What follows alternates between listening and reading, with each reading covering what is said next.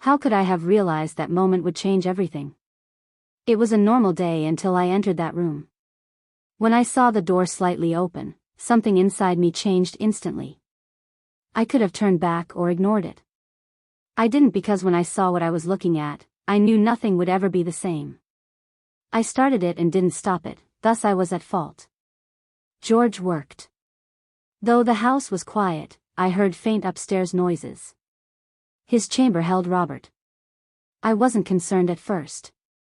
Again, a young man lost in his own world. Maybe he'd like coffee. A chat could be wonderful. As I climbed the stairs, I sought to locate the sounds. The door to his room was slightly ajar as I approached. I took a breath and considered calling out to him, but then I saw Robert. Sitting on his bed with his laptop on his lap, the bright screen lit up his face. His hands were moving, so I believed he was watching something fascinating. Maybe an action film? As I took another step, shifting my angle, my blood drained from my face. I grasped Robert's intent then. A cold wave hit me when I saw the screen reflection. Not what I expected. I did not want to see this. Robert panicked and lowered his laptop volume to calm down. It was too late. That moment had passed. His cheeks turned red and his eyes showed guilt when we met. "I'm sorry," he mumbled, looking away. Feeling frozen. The door? I began without knowing what I was saying. An odd warmth spread through me. I was humiliated, but my mind was racing with undefined thoughts. I left the room swiftly, my heart racing. To calm my breathing, I put my hands to my face. The heck was that? Self-whispered. Did I just do something? Why was I careless? Louise. Was I alone at fault? I sharply told myself, "Darlene, stop." My inner disarray was caused by more than what I saw. Robert was 23. He was no longer young. Yet I was 47, a woman with plenty of guilt. Despite never being in this circumstance, I knew embarrassment. My heart was beating as I stood frozen in the corridor. In an attempt to calm myself, I stroked my hair. Robert arrived at the doorway, straightened his shirt collar, cleared his throat, and avoided his eyes. "Darlene. I'm sorry." "I thought I closed the door," he responded uncertainly but honestly. I looked away and shook my head. "No, actually, I should apologize. I should have knocked before coming in," I replied hurriedly, unsure what to say. Silence. This was no ordinary stillness. After years in the same house, this was our first time looking at each other like way. First time we had this tension. I turned to the stairs and said I should go downstairs and start dinner. My voice shook, but I tried to keep it together. Robert remained silent. He just watched me, like he was trying to figure something out. Please subscribe to my channel, turn on notifications, and finish this story before Robert and I started doing huge things. Everything will become fun, I swear. We hadn't spoken until that evening. No texts, no eye contact, no small talk. The hush whispered that things would never be the same. We sat at the same table for supper but couldn't look at each other. The only sound was cutlery hitting our plates. We realized we had to talk to de-escalate. "Louise, how?" The night, the day, and the next passed. Nothing was normal, although it appeared such. The unseen tension between us increased with our stillness. Robert sat next to me one afternoon. He hesitated, but his eyes said he wanted to rectify things. "I'm embarrassed about the other day, Darlene. Unfortunately, I didn't intend this. Please, I don't want this to harm our relationship," he stated nervously but sincerely. Inhaled deeply. No matter how unusual and unexpected, I had to calm him. I grinned, shrugged, and replied, "Robert, I've had my share of awkward times." I then shared some of those moments with him. His grin and nod eased his embarrassment. At that time, our stress seemed to ease. I knew deep down. Passing had not occurred. This chat dissolved our boundaries, even though everything looked to be improving. I could see things were about to escalate. Lowering his gaze to the table, Robert laughed. "I suppose we're even," he whispered. I frowned and faced him. "You mean what?" My interest grew as I asked. His expression changed as if he realized he'd said something he couldn't take back. He hesitated and scratched his neck. He had began. It was now his duty to proceed. He inhaled and murmured, "I've seen you, looking away. The same way. It was unknown to you." Like energy sparked through me. I froze. "What?" I muttered as his words weighed me down. Elliot continued despite his hot face. "Because I felt embarrassed, I never told you. Louise, I never forgot. Actually, it was my secret. Something I couldn't forget." I had a racing heart. I felt a weird warmth that told me something had changed. Robert's confession broke every barrier between us. I regarded him. He was also watching me. We understood this wasn't a normal chat by now. Room air thickened, everything shifted. That day changed everything. Distance had always separated us. That invisible line separating us. That border seems to have dissolved now. Before I knew it, I was spending more time with Robert. Small talk seems unimportant. However, each one increased our anxiousness. We even watched films together. We used to keep our distance, but now, unspoken pull between us. Something we both felt but never said. Sometimes when Robert rested his arm on the couch, my hand touched his leg, or we laughed together, I felt uncomfortable. I tried not to worry about it. I couldn't sleep one night. I tossed and turned in bed. Restlessness wouldn't let me be. My mind was focused on one thing. Robert. This couldn't last. I needed limits. If he liked me, I had to say so and stop it. That prompted me to get up.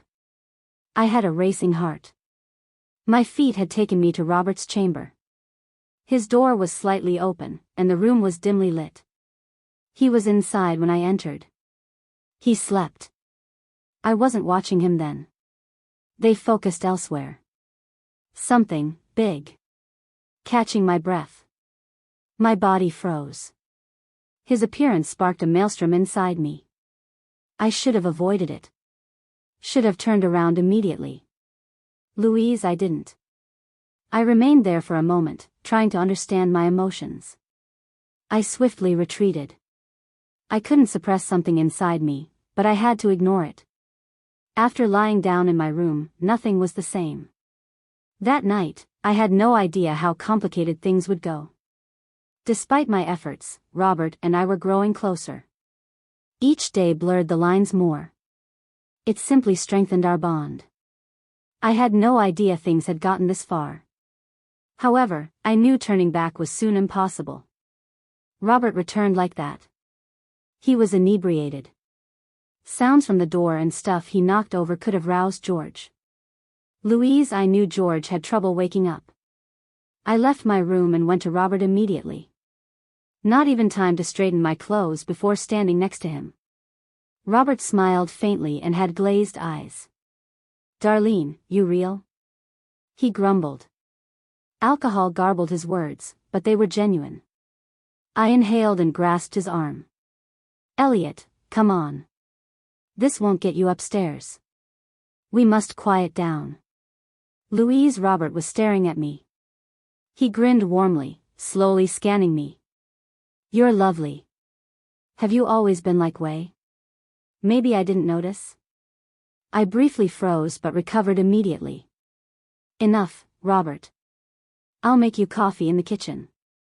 I took him to the kitchen cautiously. I tried to calm him down, but Robert's gaze and words were unraveling me too. Robert sat on the chair as I made coffee, but the cup fell to the counter.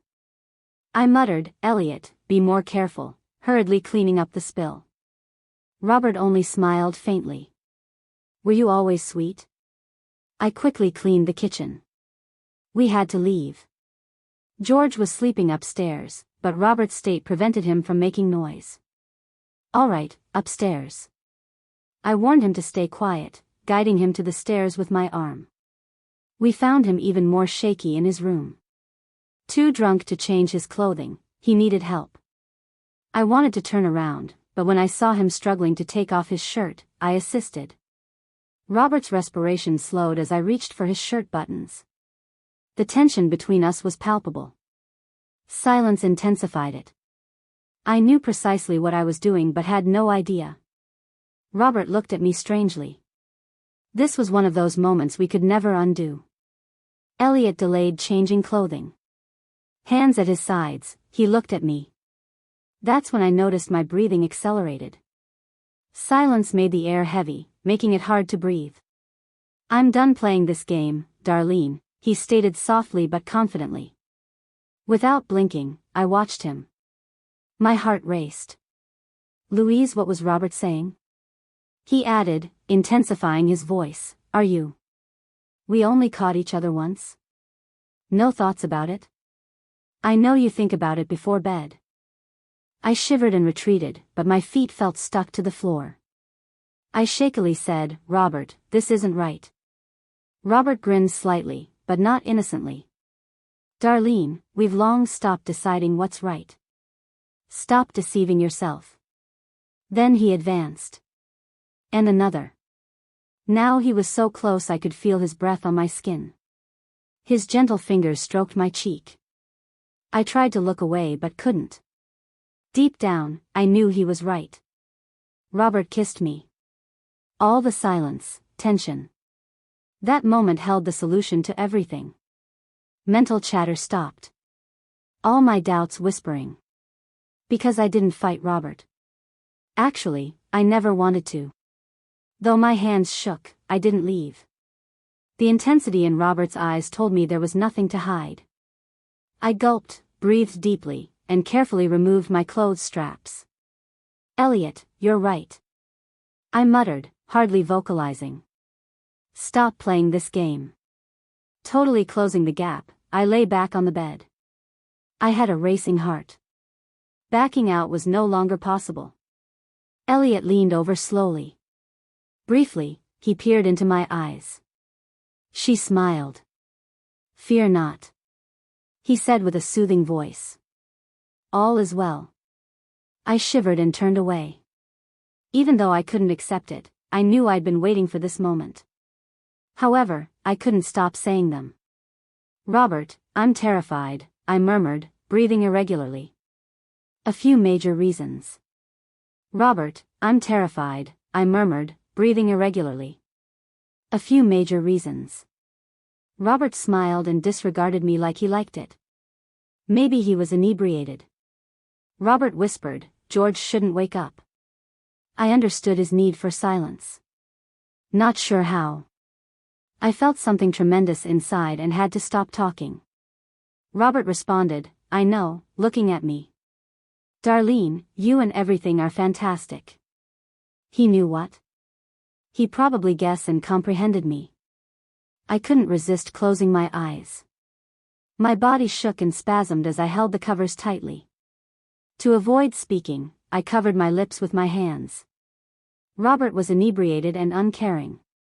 Even this affected me greatly. Event enthusiasm plus everything else. And the overwhelming sense of something immense. Robert was intoxicated, exhausted, and breathless. "Robert, you're red, we must hurry." Robert said yes. "Okay," he said. He continued as before. More and more. I lost interest after another contraction. I wasn't myself anymore. "Robert, whatever you want." Whatever you want. Because he relaxed, Robert must have liked it. His release was complete. And that was excessive. Heat inside me was too much. I quickly put Robert in bed and covered him. Locked his bedroom door. I wanted a peaceful shower to unwind. I had no idea what would follow. What just happened? I thought about it in the shower but felt apprehensive and unpleasant. After leaving, my mind was clearer. Strangely, I felt tranquil. I couldn't even dislike myself. My body was as calm as my head. I quietly dressed, went to bed, and fell asleep. However, this was only a surge of uncontrolled want and exhilaration. Nothing was ever that easy. And this? It wouldn't stay simple either. It continued. It couldn't. Bigger things occurred. More intense. George would discover everything. The narrative continues.